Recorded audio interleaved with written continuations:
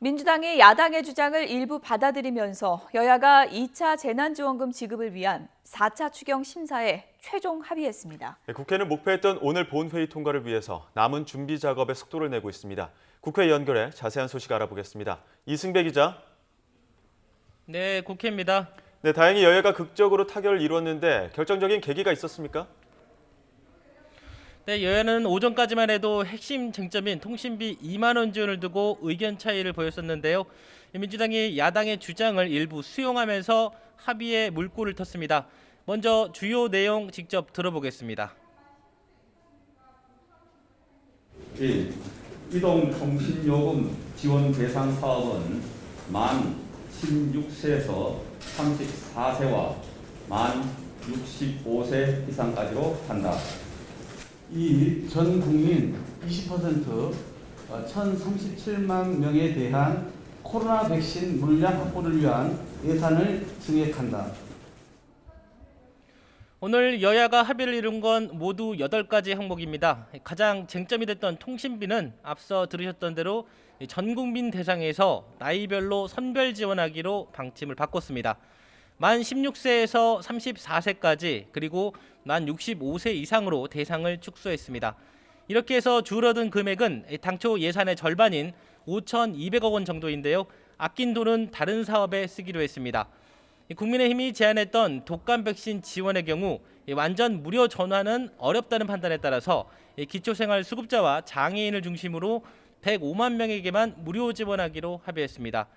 또 전 국민의 20%인 1,037만 명에 대한 코로나 백신 물량 확보를 위해 예산을 증액하기로 뜻을 모았습니다. 이와 함께 여야는 돌봄 지원비를 초등학생은 기존대로 20만 원을 주되 중학생까지도 지급 대상을 확대해서 15만 원씩 지급하기로 했습니다. 2차 지원금 대상에서 빠진 법인택시 운전자도 100만 원을 지원하고 이용주점과 콜라텍도 200만 원을 주기로 뜻을 모았습니다. 추경안이 최종 합의되면서 여야는 본회의 처리 준비에 속도를 내고 있습니다. 오늘 저녁에 예결위 전체 회의를 열어 합의안을 의결하고 본회의에 수정된 예산안을 상정해 표결에 붙이면 모든 절차는 끝이 납니다.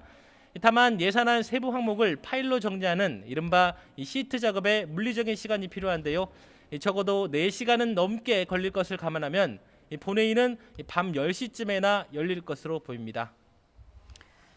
네, 이렇게 4차 추경이 진통 끝에 합의가 됐고요. 또 하나, 코로나19와 관련해서 국민적인 관심을 끄는 법안 하나가 상임위를 통과했는데요. 설명을 좀 해주시죠. 네, 그렇습니다. 오늘 오전에 국회 교육위원회를 통과한 개정안인데요.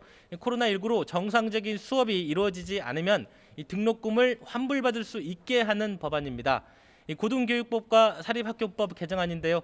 코로나 같은 재난 상황으로 학교 시설 이용과 실험 실습이 제한되거나 학사 운영이 정상적으로 이루어지지 않은 경우 대학 등록금을 면제하거나 감액할 수 있도록 했습니다. 또 필요한 재원은 국가와 자치단체가 대학에 지원을 하거나 보조할 수 있도록 근거 규정도 마련했습니다. 이 개정안은 앞으로 법제사법위원회로 넘어가서 체계자구 심사를 거쳐 빠르면 오는 24일 열리는 본회의에 상정될 예정입니다. 코로나 사태가 계속되면서 주요 대학들은 1학기에 이어서 2학기에도 비대면 수업을 이어갈 것으로 보이는데요. 이를 계기로 대학생들의 등록금 반환 요구가 거세질지 관심이 쏠리고 있습니다. 교육위는 또 교육상 필요한 경우에 학교장이 원격 수업을 할 수 있도록 하고 학생 선수에 대한 폭력 등 인권 침해를 방지하기 위해 주요 지점에 CCTV를 설치하는 개정안도 통과시켰습니다. 지금까지 국회에서 YTN 이승배입니다.